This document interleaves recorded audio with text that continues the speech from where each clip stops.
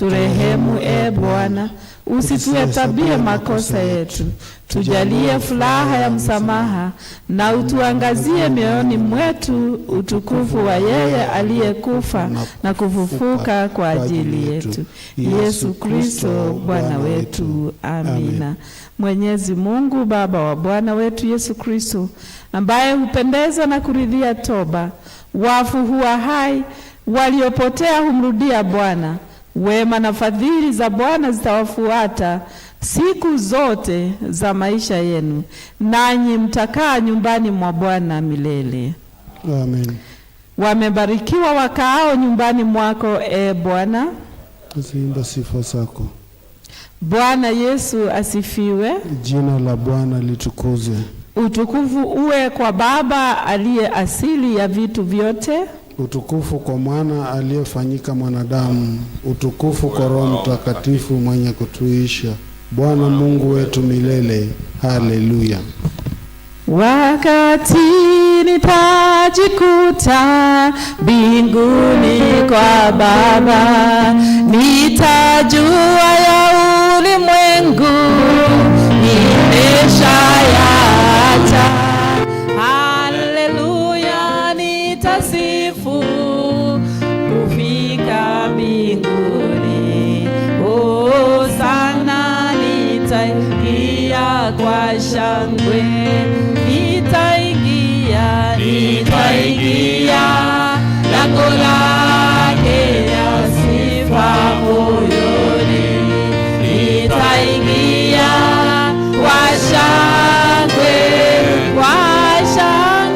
kuu. Nitasema ni siku njema Bwana ameifanya. Nitafurahi kufika mbinguni. Nitaingia lango lake la sifa moyoni. Nitaingia kwa shangwe kuu. Nitasema ni siku njema Bwana ameifanya. Nitafurahi kufika mbinguni. Na tukae tupewe somo. Tukimaliza somo, kwaya imsifu Mungu kwa wimbo moja.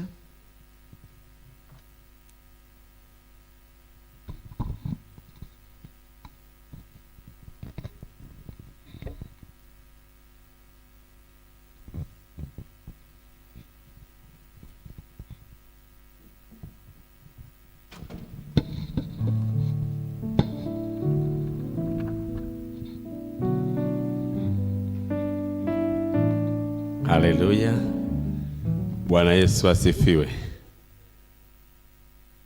Somo letu la leo litatoka katika kitabu cha Ayubu, mlango wa 42 mstari wa kwanza hadi ule wa 6. Job chapter 42 verse 1 to 6. Tasoma kwa msaada wa Bwana. Bwana, na kusema najua ya kuwa waweza kufanya mambo yote, na ya kuwa makusudi yako hayawezi kuzuilika. Ni nani huyu afichaye mashauri bila maarifa? Kwa maana nimesema maneno nisiyo yafahamu, mambo ya ajabu ya kunishinda mimi nisiyo yajua. Sikiliza na kusihi, nami nitanena. Nitakuuliza neno, nawe niambie. Nilikuwa nimesikia habari zako kwa kusikia kwa masikio, bali sasa jicho langu linakuona. Kwa sababu hiyo najichukia nafsi yangu na kutubu katika mavumbi na majivu. Hilo ndilo neno la Bwana.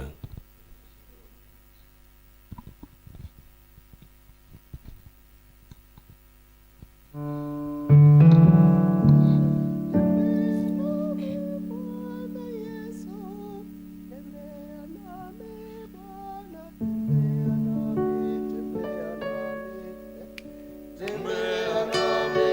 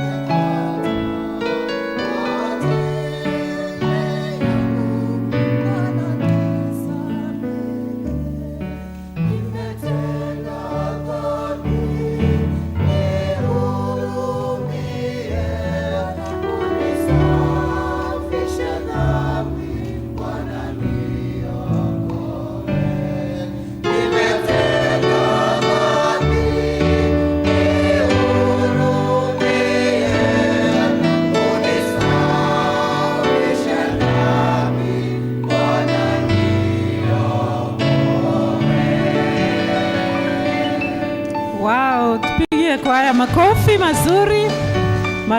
Asante kwaya, Bwana wabariki kwa uimbaji ulio mtamu na mwema. Tusimame si sote, kurasa ni 13. Kurasa 13.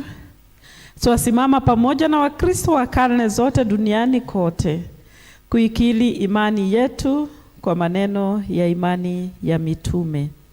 Na muamini Mungu Baba mwenyezi, muumba mbingu na nchi, na Yesu Kristo mwana wake wa pekee, Bwana wetu, aliyechukuliwa mimba kwa uweza wa Roho Mtakatifu, akazaliwa na Bikira Mariamu, akateswa wakati wa utawala wa Pontio Pilato, akasulubiwa, akafa na akazikwa, akashuka kwa wafu, siku ya tatu akafufuka kutoka kaburini, akapaa kwenda mbinguni, na sasa ameketi mkono wa kuume wa Mungu Baba mwenyezi. Kutoka huko atakuja tena kwa hukumu watu walio hai na waliokufa. Na muamini Roho Mtakatifu, kanisa takatifu ulimwenguni kote, ushirika wa watakatifu, msamaha wa dhambi, ufufuo wa mwili na uzima wa milele. Amina. Bwana Yesu akae nanyi, akae nawe pia. Tuendelee katika kuomba. Ombeni nanyi mtapewa, tafuteni nanyi mtapata, bisheni nanyi mtafunguliwa. Haleluya, haleluya.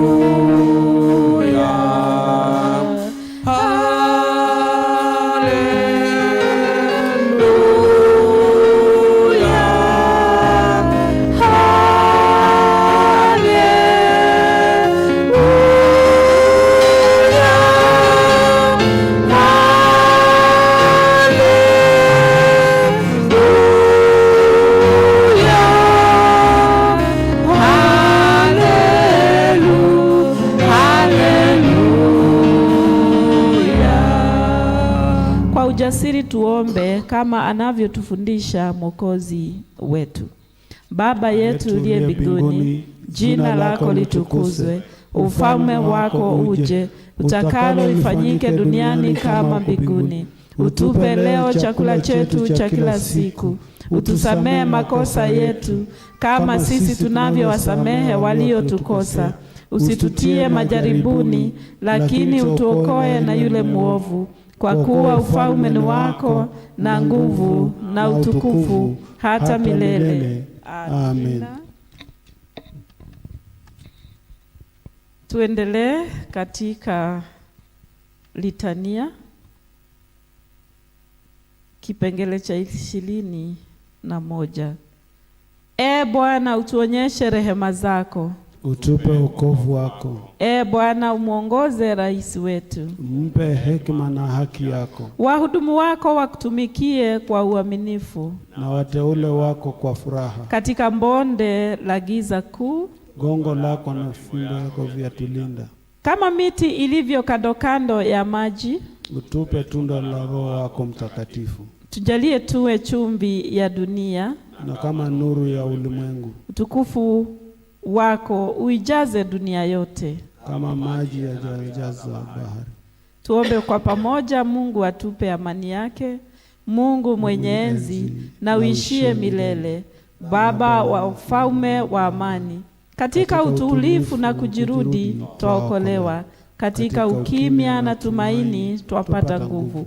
Utupe baraka za kutaka kuwa na maridhiano na amani na furaha ya kutafuta haki. Utuondolee mioyoni mwetu dhiki na taabu zote, uyafanye maisha yetu ya uzuri wa amani. Tunakuomba kwa jina la Yesu Kristo Bwana wetu. Amen. Mungu mwenye enzi, umekuwa mlinzi usiku kucha, utulinde mchana kutwa.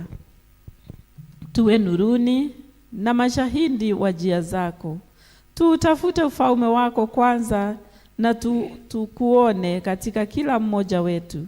Tuongoze katika njia za mwanao na kutuelekeza kwenye mapito ya siku ya Bwana, kwa Kristo Bwana wetu. Amen. Amen. Bwana Yesu asifiwe. Kwa wakati huu tutaongozwa katika kumsifu Mungu, na pia tuongozwe katika pambio za maombi. Ndiposa wakati tutaenda katika maombi, tukumbuke taifa letu, kanisa la Kristo, familia zetu na mahitaji ambayo tuko nayo. Mungu ataweza kutusikia. Kwa hivyo nauliza tuweze kusimama. Kikundi cha sifa, mtuongoze katika kule kuenda mbele za Bwana, kumsifu, kumuinua, kwa maana ni Mungu wetu. Ametubariki siku ya leo, ametufanya mema. Kwa kweli tuko na sababu ya kumsifu Mungu. Hata kama labda kuna jambo moja ama lile una hesabu ya kwamba Mungu hajafika kukutendea, lakini Mungu ni mwaminifu, na Mungu wetu anakuwa Mungu kila wakati. Kwa hivyo tumsifu, tumwabudu, tumheshimu, tumtukuze kama alivyo Mungu hai. Ambia aliye karibu na wewe, sifu Mungu vizuri, kwa maana ni Mungu mzuri. Bwana asifiwe. Tumwambie Mungu.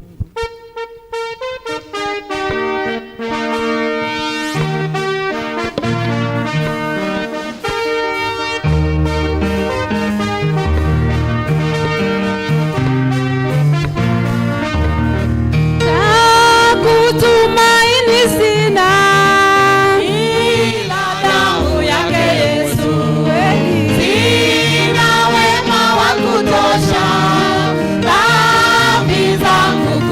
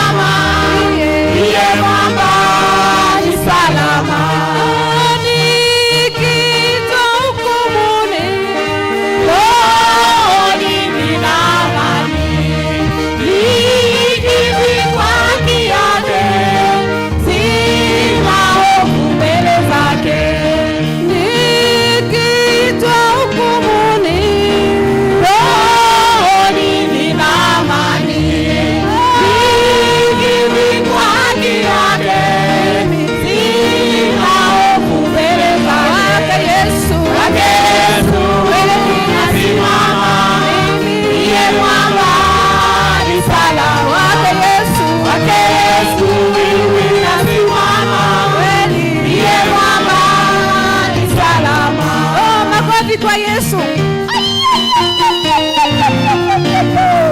Damu yake na sadaka nategemea daima, yote chini ya kichwa, Mwokozi atanitosha. Damu yake na sadaka nategemea daima, yote chini ya kichwa, Mwokozi atanitosha. Kwake Yesu, kwake Yesu nasimama, ndiye mwamba ni salama. Kwake Yesu, kwake Yesu nasimama, ndiye mwamba ni salama.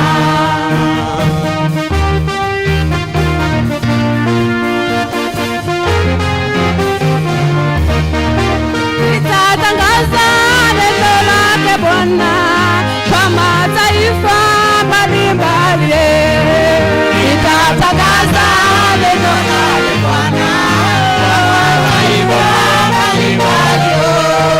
Nitatangaza neno lake Bwana kwa mataifa mbalimbali. Nitatangaza neno lake Bwana kwa mataifa mbalimbali. Hata Kikuyu mjue Yesu, kwa kuwa yeye anatuokoa. Wakikuyu imbe tumsifu Bwana, Wakikuyu imbe tumsifu Bwana, Wakikuyu imbe tumsifu Bwana, Wakikuyu imbe tumsifu. Shangwe na vigeregere kwa Yesu. Inua Yesu, inua. Inua Yesu, inua. Inua Yesu, inua. Inua, inua, inua. Inua, inua, inua. Cheza, cheza, cheza, cheza, cheza. Oh, nitatangaza neno lake Bwana kwa mataifa mbalimbali. Nitatangaza neno lake Bwana kwa mataifa mbalimbali. Nitatangaza neno lake Bwana kwa mataifa mbalimbali. Nitatangaza neno lake Bwana kwa mataifa mbalimbali. Wamasai tumsifu Bwana, Wamasai tumsifu Bwana, Wamasai tumsifu Bwana, Wamasai tumsifu Bwana, Wamasai tumsifu Bwana, Wamasai tumsifu Bwana. Cheza, cheza.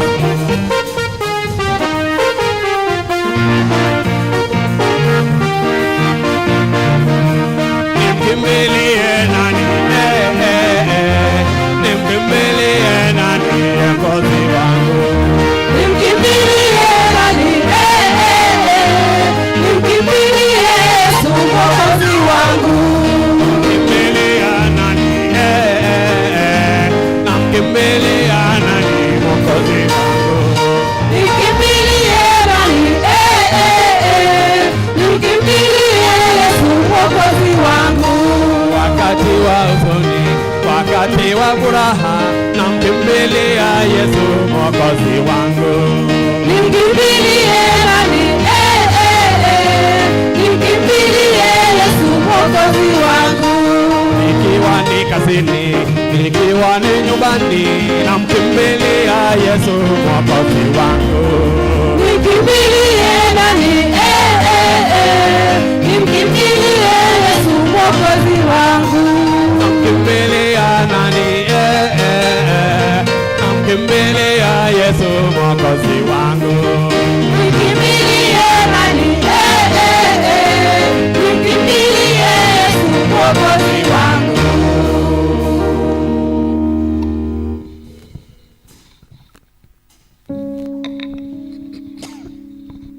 Tunaomba uwepo wako uende nasi,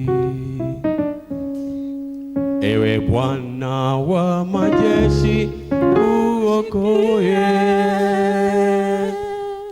kama uendi nasi, hatutaki kutoka hapa, hatuwezi peke yetu, enda nasi. Tutavua mapambo yetu, vitu vyote vya thamani kwetu, mioyo yetu twaleta mbele zako, tutakase na utembee nasi. Tuatua shingo ngumu, tusamehe, hatufai mbele zako, turehemu. Tusaidie Bwana, tuonyeshe uso wako, twahitaji neema yako, enda nasi. Tutavua mapambo yetu, vitu vyote vya thamani kwetu, mioyo yetu twaleta mbele zako, tutakase na utembee nasi. tunaomba Tuonyeshe njia zako, kwa maana umetuita kwa jina lako. Twalilia e Baba, utukufu na uso wako, bila wewe tutashindwa, enda nasi.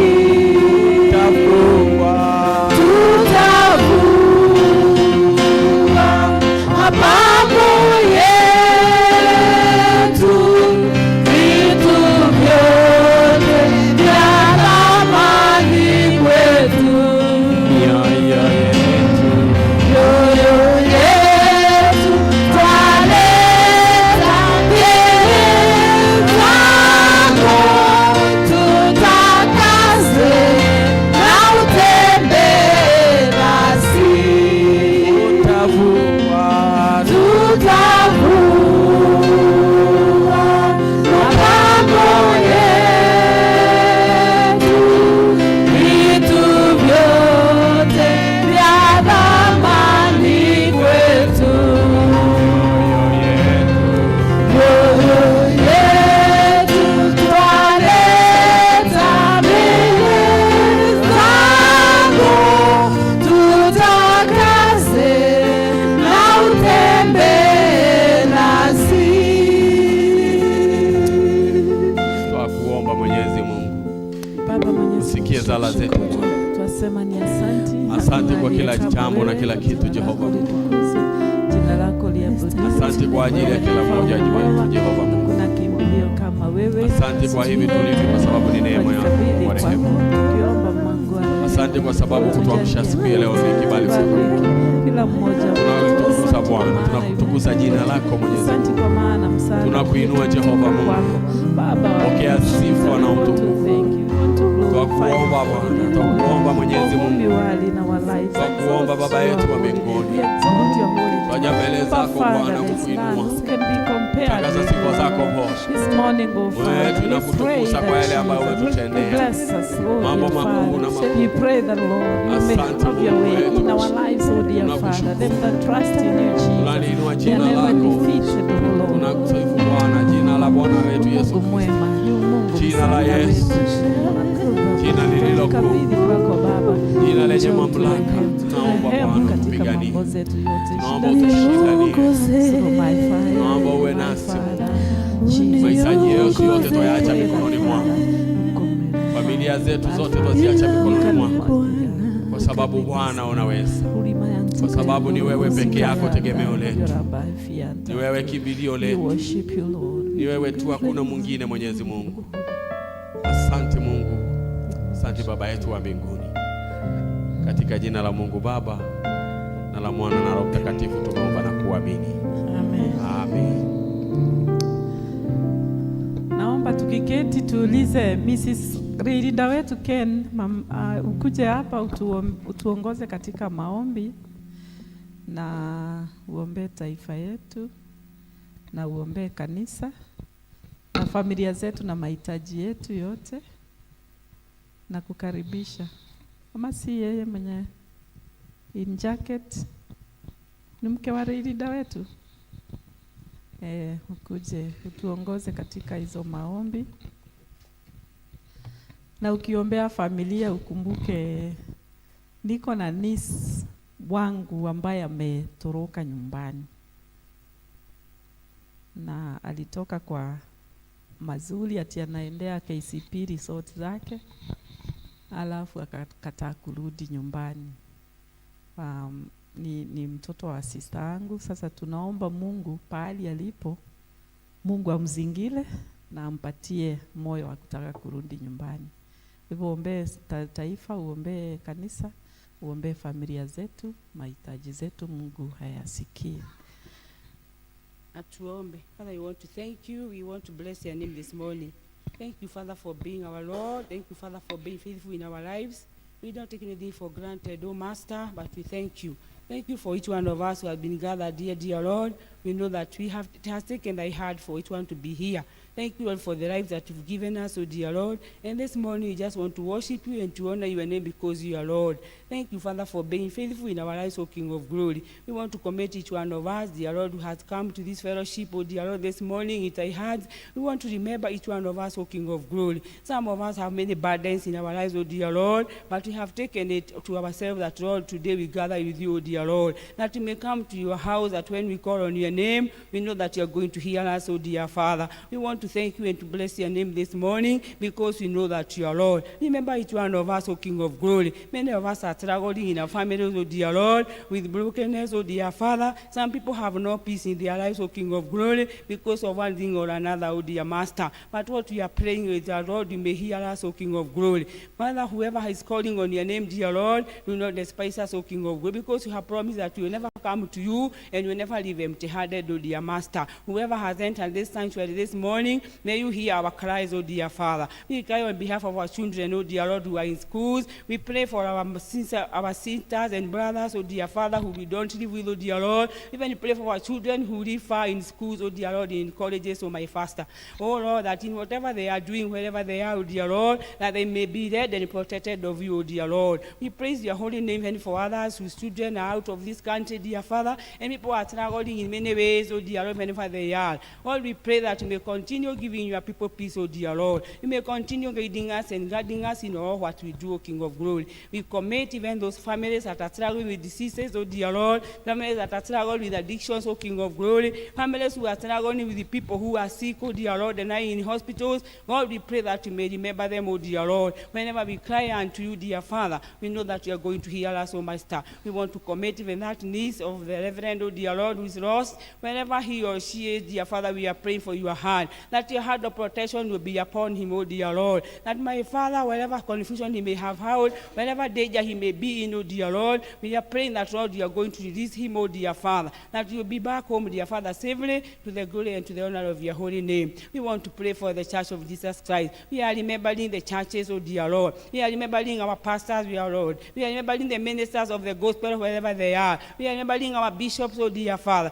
We are remembering our apostles, oh Lord. We are remembering the many people, oh dear Father, who preach your word, including the evangelists, oh Lord of glory. We are praying that your church may stand firm, oh Lord. We are accused of being compromisers, oh Master. But what we are praying is that, Lord, we may be able to comply, oh dear Lord, with the laws. We may be able, dear Father, to preach your gospel with our actions, oh dear Lord. That whenever we are gathered, dear Lord, we are going to give the advice that comes from you. But that is not what comes from us, oh dear dear Lord. We pray that, Lord, the entire church of Jesus Christ, wherever it is, wherever our gospel is preached, oh dear Father, that there may be peace, oh Lord. We commit our president, oh dear Father, and the government at large, oh dear Lord, to you, oh my Father. We remember those in the judiciary, my Lord. We remember those in the executive, oh King of glory. We remember from the smallest, oh dear Lord, maybe the MCA. We remember the women reps, oh dear Lord. We remember our MPs, oh King of glory. We remember, oh dear Lord, even the senators, oh Lord. We remember our governors, oh dear Father, who are in charge of our counties, oh Lord. We are praying that, Lord, you may be with them, oh Lord. But whatever things that they are doing, oh dear Father, they may give reference to you, oh dear Lord. My Father, my Lord, we remember our government wherever we are.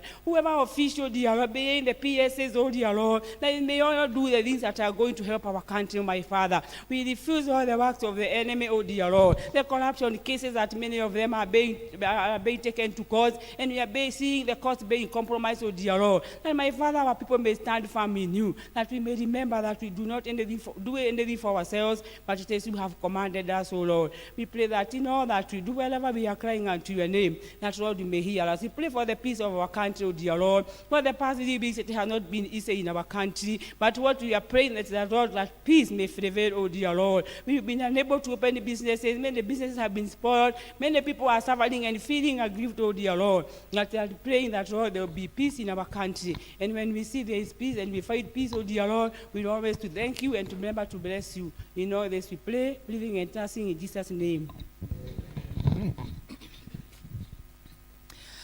Thank you so much. So this juncture, I want to officially welcome you again in the church.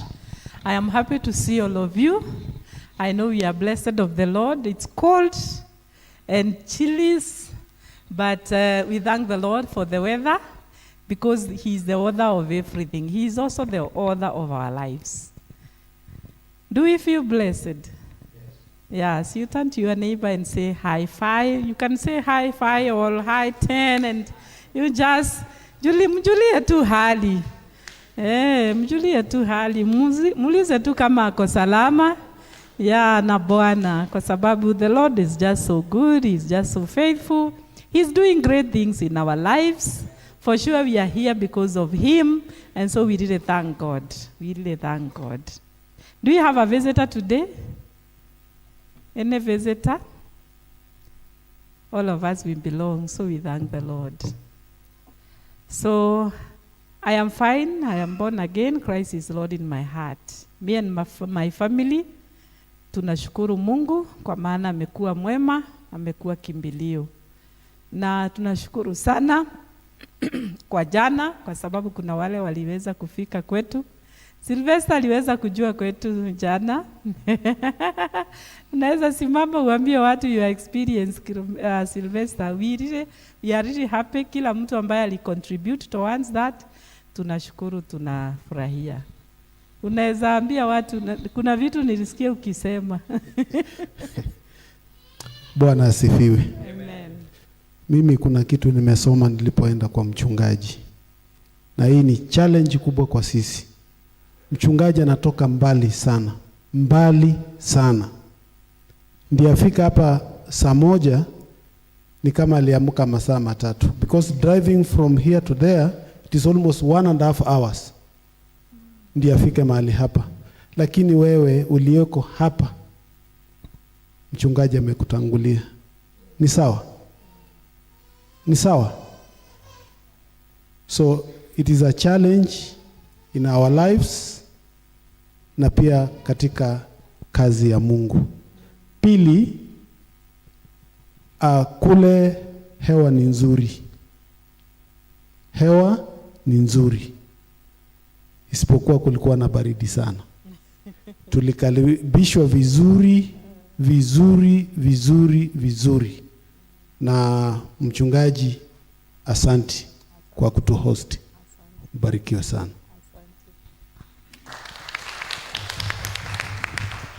Ni wengi walikuja, hata Nganga alikuwa huko, hata Peter alikuwa huko na tulifurahia. I know you participated, the men, and I want to thank God for that. Na changamoto ni kuweka tu bidii. Nasema Sunday unaweza amka hata mapema kushinda zile siku zingine unaendanga kazi. By the way, me on Sunday I wake up earlier than any other day. So ni changamoto tu kidogo, na Mungu ako pamoja nasi na ataendelea kutubariki. Kwa wakati huu nitataka niwaletee matangazo kwamba katika diocese yetu mnajua ya kwamba tunaendelea katika kusherehekea 40 years ambazo tumekuwa nazo hii diocese tangu wakati ilianzwa, na tulikuwa na anniversary yetu na tukasherehekea hiyo, lakini kuna celebrations zitakuwa zikiendelea mpaka mwisho wa mwaka. Na kwa hivyo kwa sababu ya hiyo dinari yetu tumepanga kuwa na seminar ya couples. Seminar ya couples. Nao couples ni wale wako miaka 40 to 49. 40 to 49. Wako in their 40s. Wale walizaliwa na saa hii wako katikati ya miaka 40 na miaka 49. Hiyo ndio tutakuwa nayo. Na hiyo couples seminar itakuwa kule Kivishiko na itakuwa on 25th of August. Huu mwezi tunaanza 25th, the last Sunday of August ndio tutakuwa na hiyo seminar. Kwa hivyo najua Mungu atatubariki na tutakuwa na wakati mwema. Pia kwa sababu ya celebrations za diocese bado katika hili kanisa letu na Kivesheko na Kiahuria ya Adinale tutapanga 1 day camp. Tutakuwa na Sunday moja ambao tutapanga medical camp. Kwa hivyo tukipanga hiyo medical camp nitawaelezea siku gani, tumeshasema ni gani lakini sikumbuki saa hii, lakini kila kanisa itakuwa na hiyo medical camp katika kwao kanisani.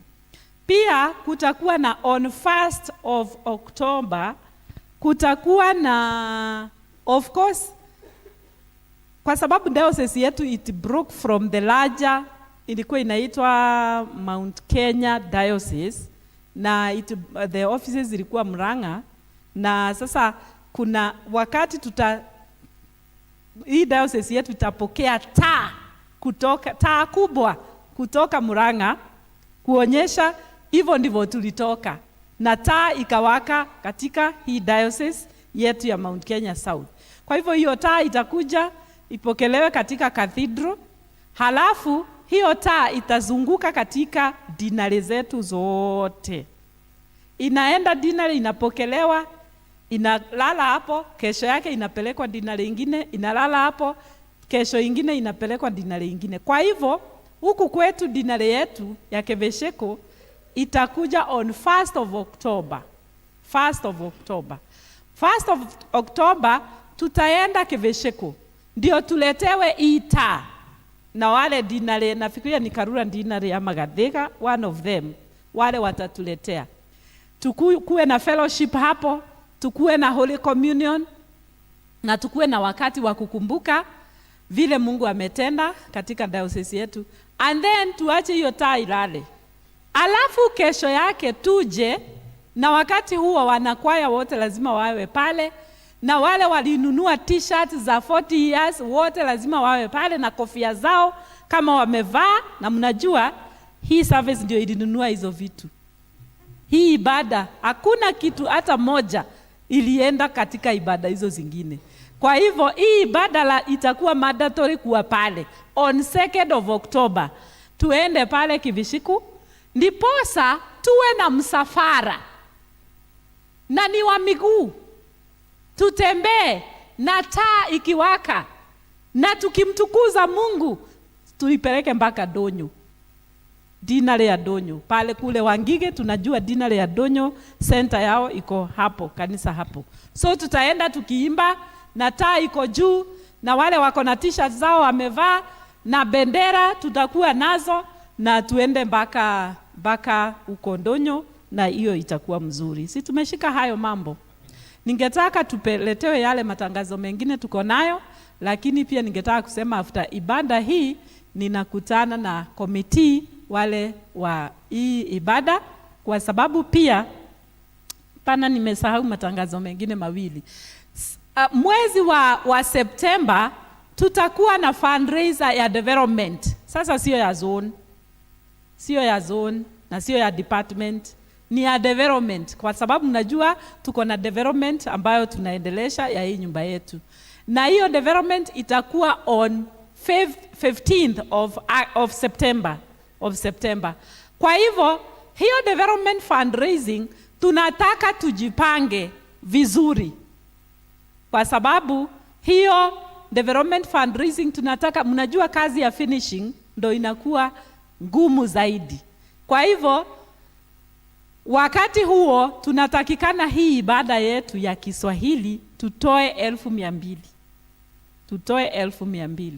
Na hiyo 1,200 inamaanisha kila mmoja katika ibada atutafutie 5,000. Atutafutie 1,000 ngapi? 5. Kila mmoja katika ibada atutafutie 5,000. Na ninajua Mungu atatusaidia. Na sio hii ibada tu, hata ya Kiingereza, hata ya Kikuyu, kila mtu, kanisa lote tutakuwa tunatafuta kila mtu 5,000, kwa sababu on 15th of September tunataka tuangushe 4,000,000. Ndiposa tufanye finishing na tufanye hata finishing na furnishing. Ndio maana tufungue hii nyumba. Na tukifungua hii nyumba, wakati tutaifungua, ningetaka pia watu wajitayarishe, wale wako katika ndoa na wangetaka kurenew their vows, the marriage blessings za kanisa, wajipange, kwa sababu tutazifanya blessings nyingi tutafanya maharusi mengi, na kanisa itatoa mchele, wewe tu utanunua pete. Kanisa itanunua mchele na inunue keki, wewe tu ni pete, utanunua ile utapea mke wako, na mke anunue ile atapea mume wake. Hiyo tu, tukisherekea to commemorate this building. And I'm thinking if it is not December, then it will be next year February. So Mungu atatusaidia na hayo yote tuyafanya. Halafu tangazo hilo lingine nataka kupeana ni kwamba ile wiki ya 3 ya mwezi wa August, mimi ndio kiongozi wa mission katika Archdiaconry yetu, Kabete Archdiaconry. Na mimi pamoja na komiti ya mission tumepanga ya kwamba wiki ya 3 ya August tukue na event kubwa sana ya Archdiaconry. Na hiyo event tunaiita Awakening Generations. Awakening Generation. Ambia yule aliye karibu na wewe, Awakening Generations. Kwa hivyo hii, we are awakening all generations. Watoto, wa youth, teenagers, wa mama, wa baba, wazee, young people, middle age, kila mtu, Awakening Generation. Na itakuwa crusade. Na itakuwa pale Wangige, pahali kulikuwa na matatu terminus ile ya kitambo. Itakuwa mahali pale. Na itakuwa siku 3, on 16th of August, 17th of August na 18th of August. 18th itakuwa on Sunday. Na hiyo Sunday tutakuwa na yani itakuwa kitu kubwa. Kwa hivyo nataka tujipange kuhusu hiyo, na tunataka kwaya zote za Archdiaconry on 16th, kwa sababu ndio siku ya kwanza, tutafanya kuzunguka the whole of Wangige. Tutafanya marching ile inaitwa hiyo kama crusade, crusade. Unajua crusade ilitoka kwa crusade zenye Waislamu walikuwa wanapigana na Wakristo. Watu wana march, wanaenda wanapiga wale. So tutafanya hiyo marching, alafu iwe kama launching ya hiyo crusade. Tutakubaliana, tutashikiriana katika hiyo event. Mungu atatubariki. Kwa hivyo tuanze kumark 16th, 17th na 18th tutakuwa na Awakening Generation Crusade. Matangazo mengine tufanye haraka ndio halafu tusikie neno.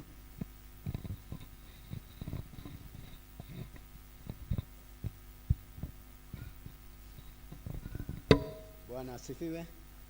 Bwana asifiwe. Majina ni Steve Mukuria. Yesu ni Bwana na Mwokozi wangu. Niko na matangazo mengine hapa.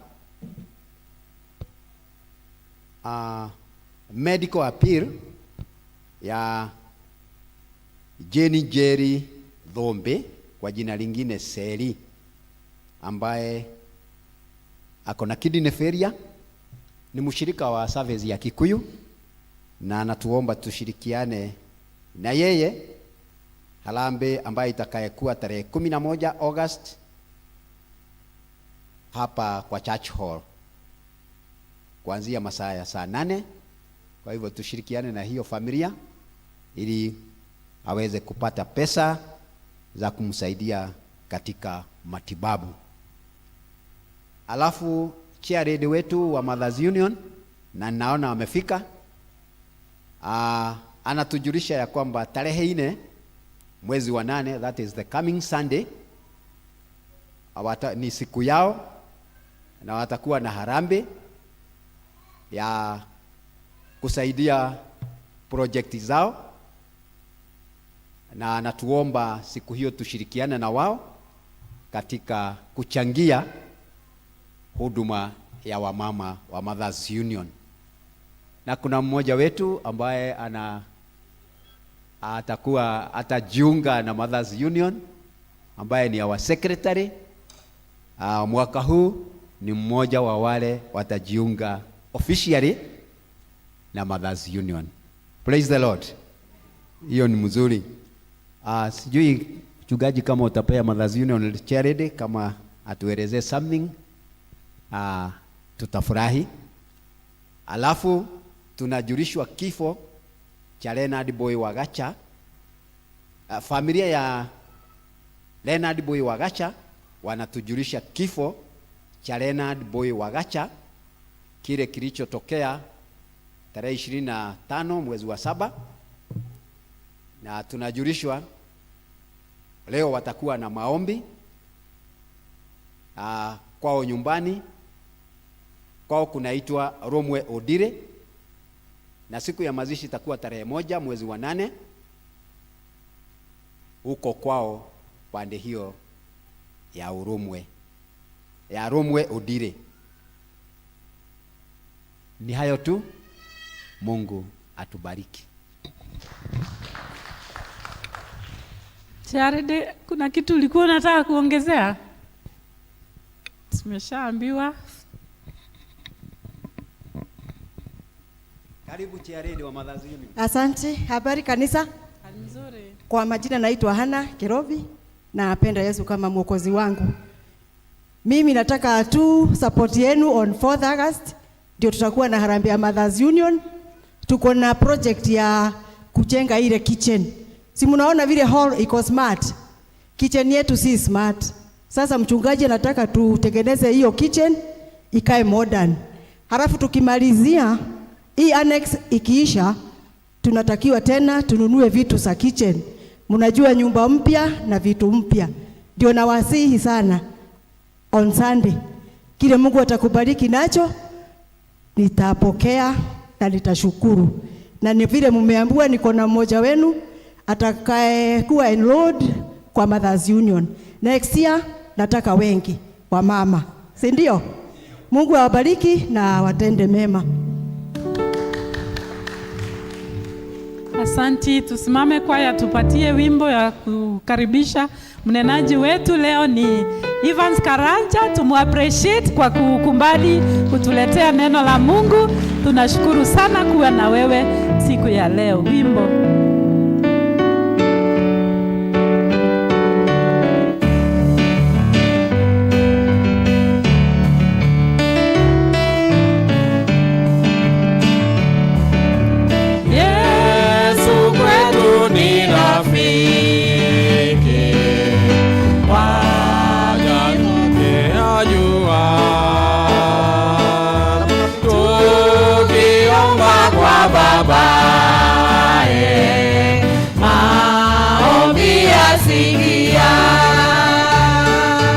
Lakini twajikosesha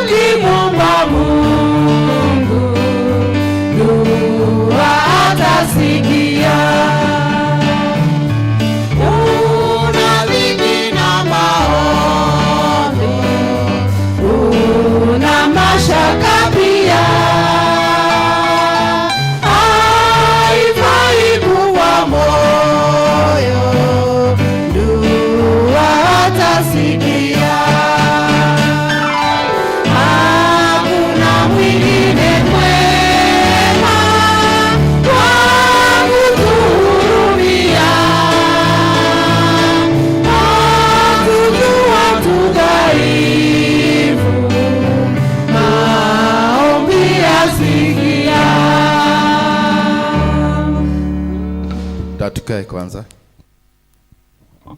Hamjambo? Asubuhi njema. Nimezoea kuja kama masaa yameenda, lakini leo mchungaji imebidi nikuja mapema. Kwa majina naitwa Evans kama mchungaji amevyosema, na Yesu Kristo ni mwokozi wa maisha yangu.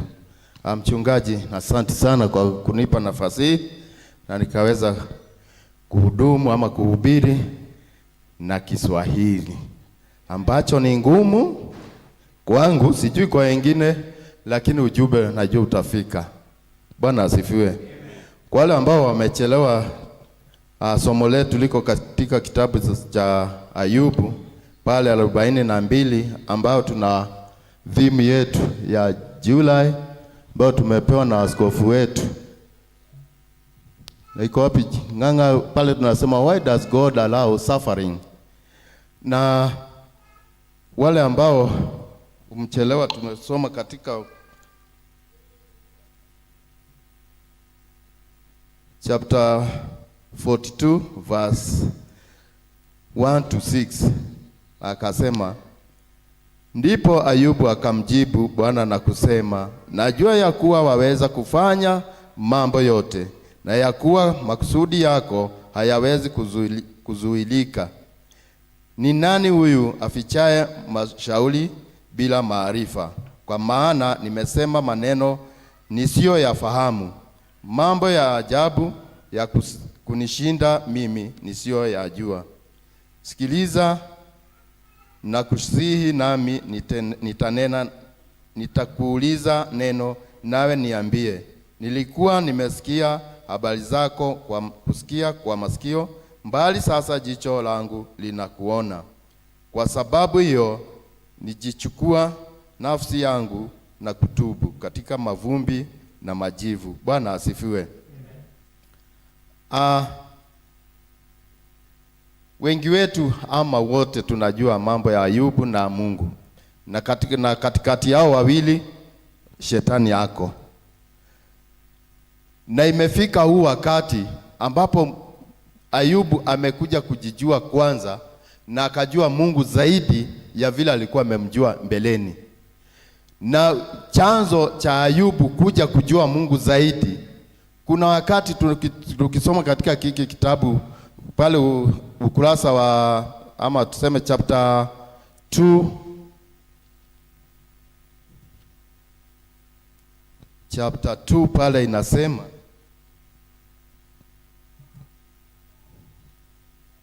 pale verse 3, Bwana kamuuliza shetani, je, umemwangalia huyo mtumishi wa Mungu Ayubu? Kwa kuwa hapana mmoja aliyekuwa yeye duniani, mtu mkamilifu na mwelekevu, mwenye kumcha Mungu na kuepukana na uovu, naye hata sasa anashikamana na utimilifu wake. Ujapokuwa ulichochea juu yake ili nimwangamize pasipokuwa na sababu. Bwana asifiwe. Shida ama ili Ayubu aje kuanza kusema amemuona Mungu, ilikuja wakati shetani alikuwa ametembea duniani. Kurudi kwa Mungu ama kurudi mahali alikuwa anaishi ama alikuwa, akauliza, na wewe nawe umetoka wapi? Akaelezea, nimetoka duniani, nimefanya hivi, nimefanya. Na umemwangalia Ayubu? Mungu akamuuliza, na umemwangalia ama umemuona Ayubu ambaye ni mkamilifu, ni mtiifu? Na sasa vita ya Ayubu na shetani ikaanza pale. Utimilifu wake ndio huu umemletea Ayubu shida mingi sana. Ndio umemletea Ayubu taabiko duniani.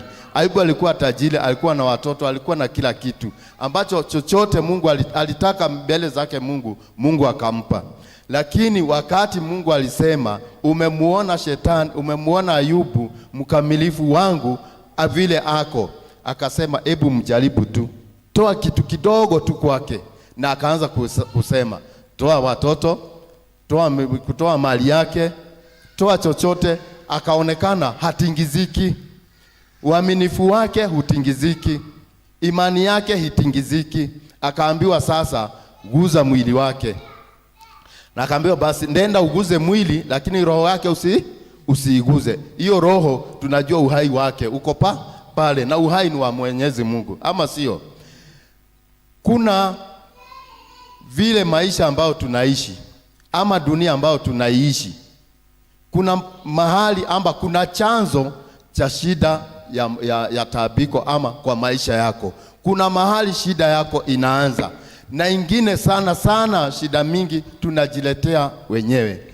Nakumbuka wakina mothers waliniita nikaenda kuwahubiria, na nikawakumbusha ama nikawaelezea hadithi kidogo tu ya mama mmoja alifiwa na bwana yake. Na wakati bwana yake aliaga, alikuwa na mali kiasi, alikuwa na maploti, alikuwa na pesa kwa account, hivi tu. Hata maisha ya watoto wake walikuwa nakaa maisha mazuri, wanasoma vizuri. Lakini pale alipoaga, bibi naye hakuwa kazi ama hakuwa na chochote cha kufanya, alikuwa tu pale anakaa nyumbani, anategemea tu bwana yake. Ikafika sasa hana kitu ambao kinaingia mwisho wa mwezi. Sasa fikira yake akaona auze mali ambao bwana yake alikuwa amenunua, na alikuwa amenunua kwa future yao ama maisha yao ya baadaye. Na alishikamana na bwana mwingine, ama mnaita side chick, na bwana mnaita side what? Yeah? Haya yoyote mnajua vile mnamuita. Hiyo mnaita yeye akashikamana na bwana mwingine. Na yule bwana akawa chanzo cha taabu ya yule mama. Sababu yeye ndiye alimuonyesha wauze ile ploti na wafanye hivi na wafanye hivi, lakini share ile ama percentage mingi ilikuwa bwana anajua vile atadanganya huyu mama na iwe kwake. Sasa yeye alikuwa anajenga kwake na kwa mama kuna bomoka. Bwana asifiwe. Chanzo cha maisha ya huyu mama kuharibika kilianza pale alishikamana na yule bwana. Bwana asifiwe. Sasa imani yake ya kuona sasa bwana yangu ametoka, hiki kiti ambacho bwana yangu alikuwa anakalia angelipea Mungu awe anakalia yeye mwenyewe, lakini alikuja akapea mwanadamu, na mwanadamu hakuna hata hatua moja mtapelekana na yeye akusaidie, ila tu atafute njia ya kuteremsha wewe. Bwana asifiwe. Kama hujui shida zetu mingi, tunatakiwa tujue inaanza wapi, kwa ambaye tunatembea na yeye, ambaye tunashiriki na yeye, ambaye tunakula pamoja na yeye, ambaye tumezaliwa na yeye. Tujijue sisi wenyewe, lakini tusipojijua maisha yetu inakuja wakati wote kuanguka. Tunajaribu kujiinua, tunajaribu kuinuka, lakini kuna shida yetu mahali pali ilipoanza. Sasa tujue chanzo cha maisha yetu kuharibika ni wapi. Ya shetani ilianzana na uaminifu wake. Bwana asifiwe. Yako itaanza na sasa yule ni imani, hakuwa anajua ati Mungu anaweza kalia kile kiti cha bwana yake. Alimpea bwana mwingine na ambaye ni bwana ana boma lake. Bwana asifiwe. Akawa hakuna mahali ataenda. Sasa naye shetani uaminifu wake ndio ulikuja ukaharibiwa. Lakini baada ya kuteseka kwake na baada ya shida mingi, alikuja akamwambia Mungu pale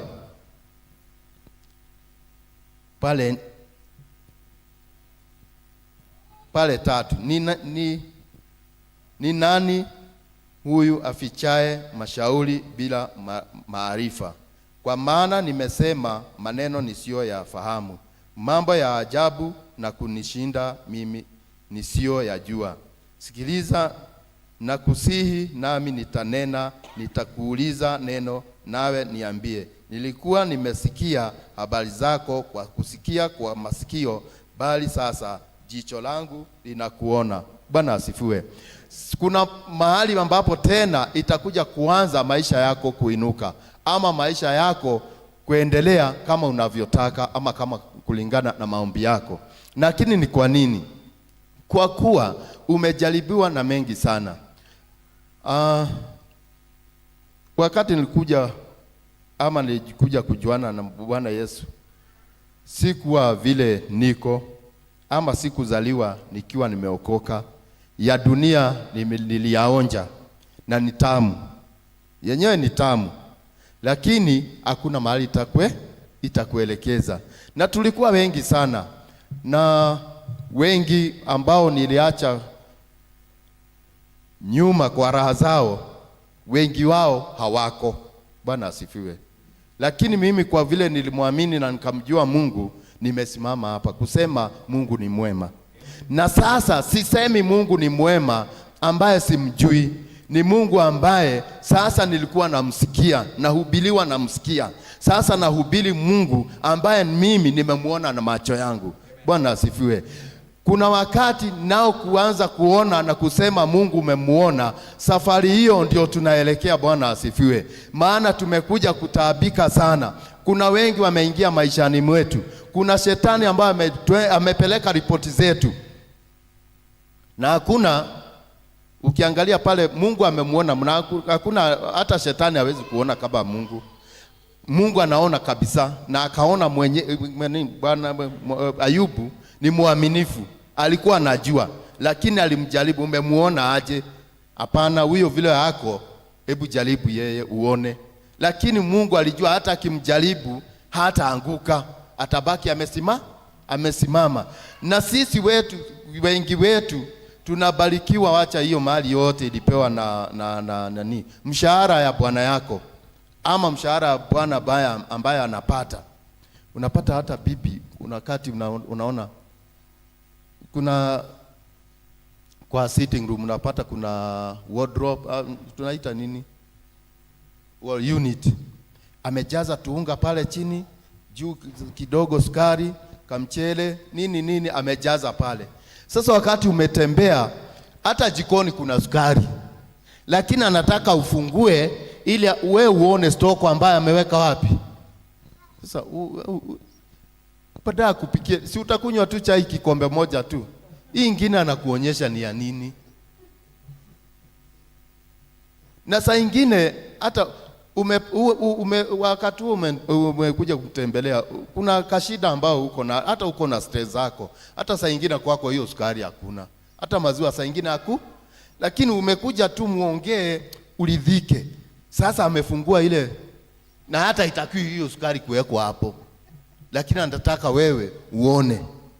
Sasa roho yako imeharibika kabisa, hata unashindwa umekuja kufanya nini. Sasa pale kuona ile na kushukuru Mungu akupe, unaanza kuteta, unaanza kuona Mungu ni mbaya, unaanza kuona Mungu, kwa nini wewe ulipita kwa huyu na kwangu ni nyuma yake, mbona hukupita kwangu? Mungu ataonekana pale.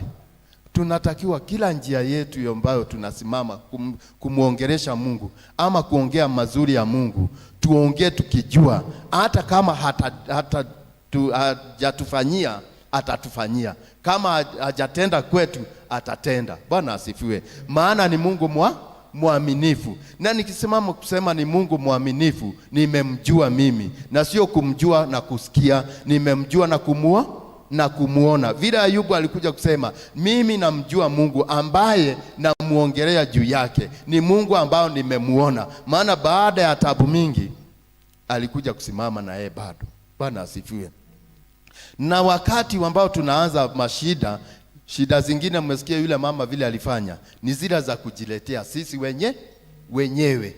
Unapata mwingine amepata mshahara kama leo, tuseme ni hii weekend, wengine wanamelipwa mapema, na hii Friday yote ako kwa bar. Friday ile nyingine kama mimi sana huenda zoezi, nikitoka hapa kwenda paka Udhiru na kurudi kitu saa 11 hapo. Kufika saa 12:30 kuelekea saa 1 nimerudi kwa nyumba.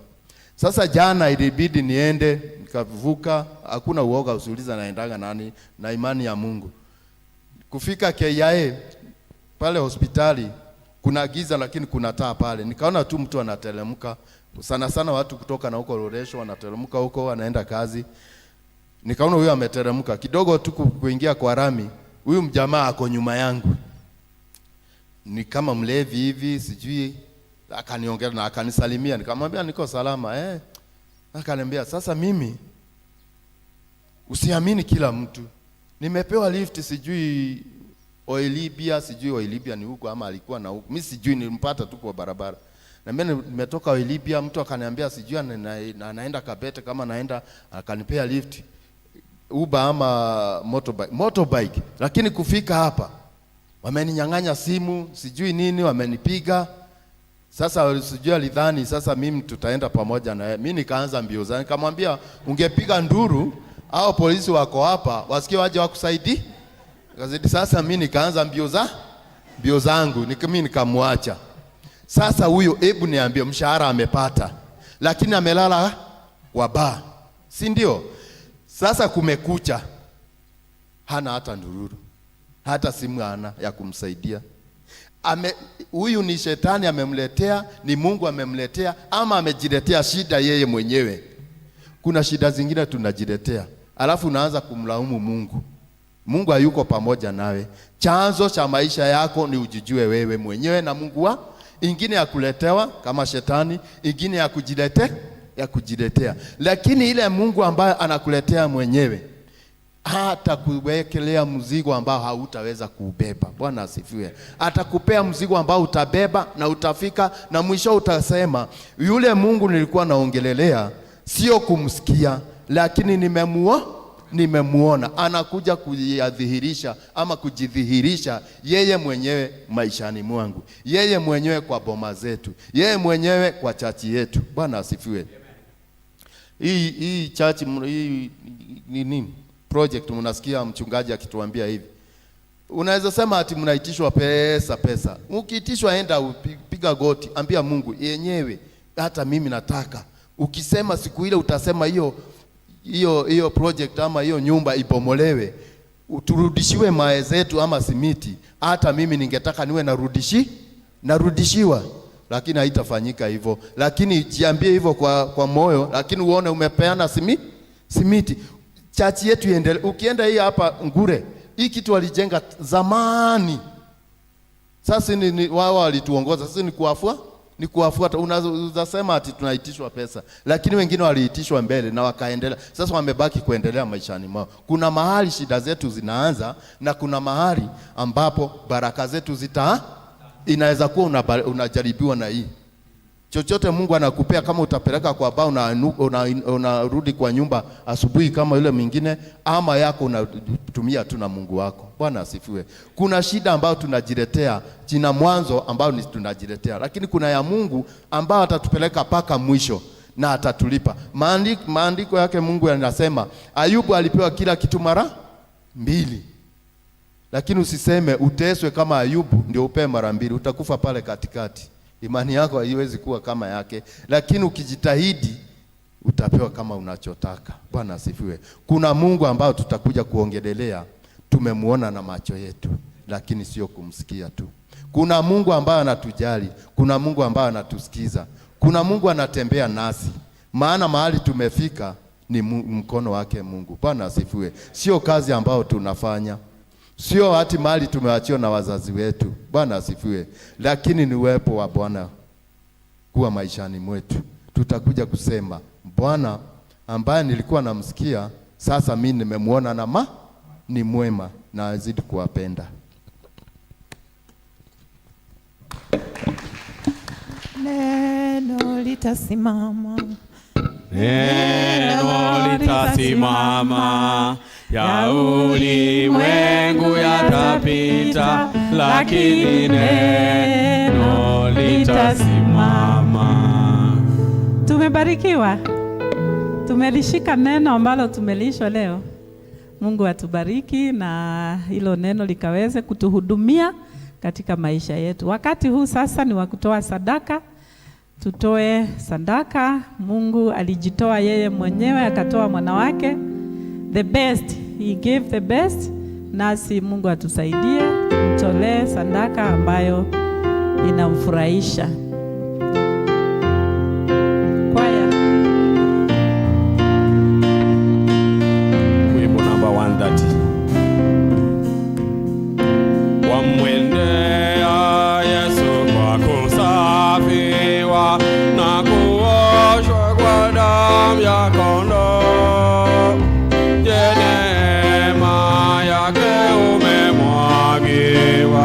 Umeoshwa kwa damu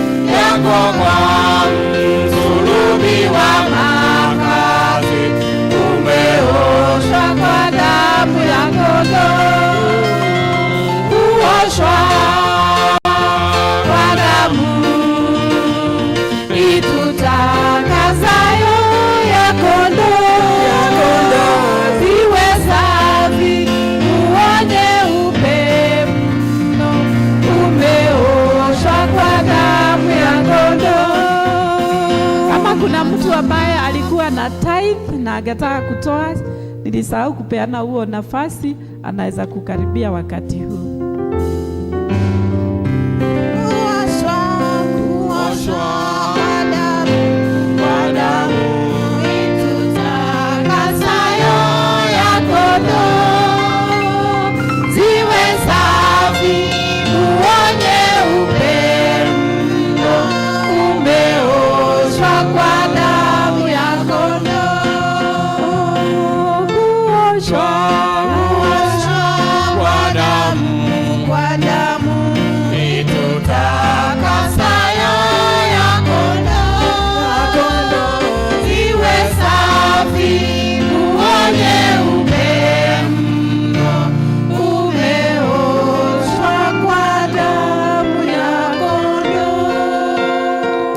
Baba Mwenyezi Mungu, tunakushukuru kwa sababu ya wema wako.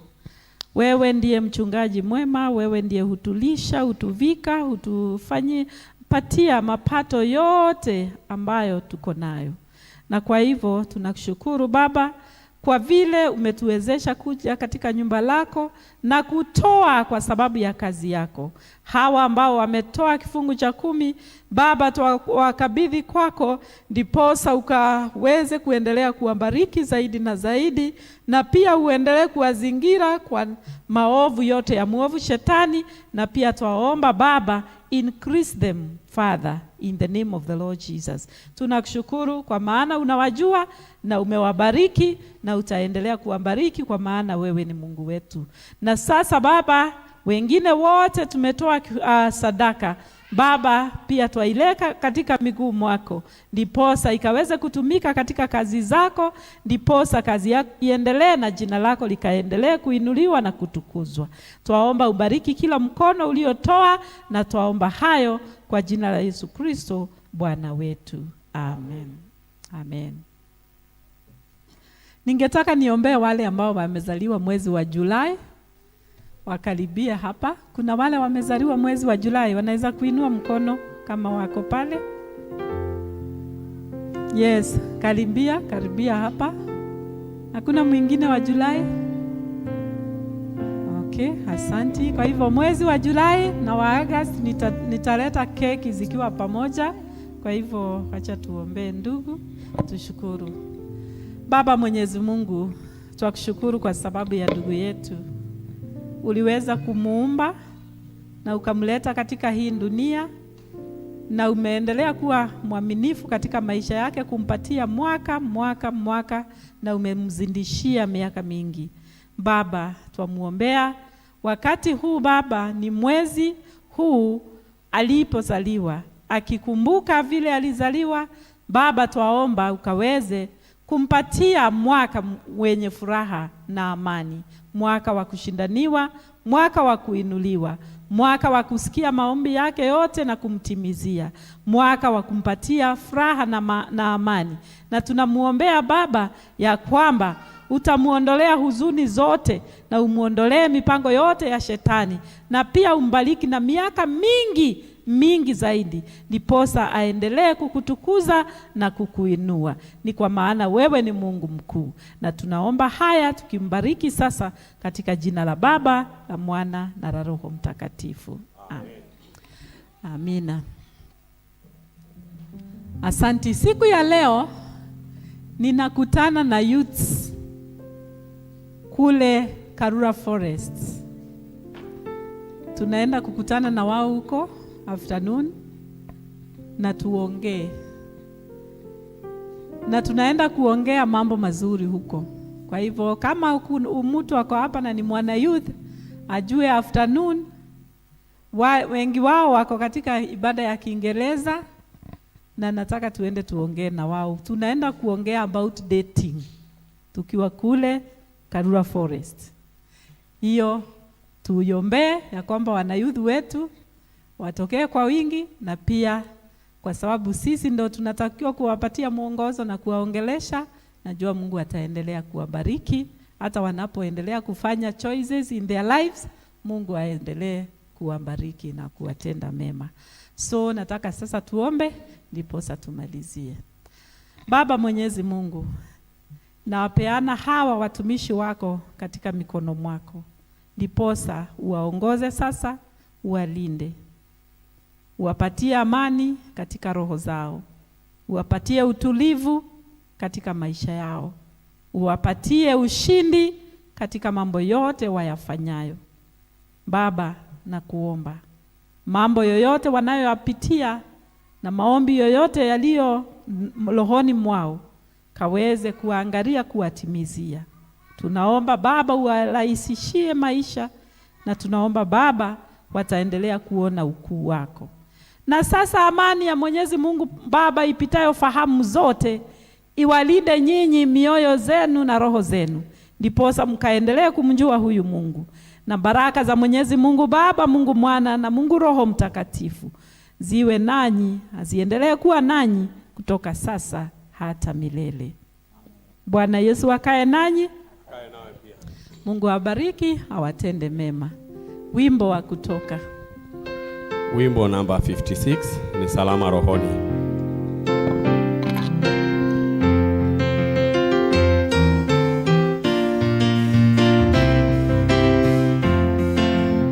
Ionapo amani kama shwari, amani ionapo shida, kwa mambo yote umenijulisha, ni salama rohoni mwangu, salama.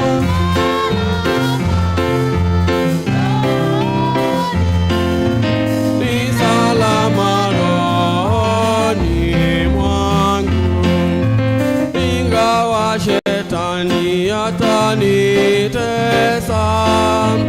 nijapoguswa moyo, kwani Kristo ameona unyonge wangu, amekufa kwa roho yangu, salama.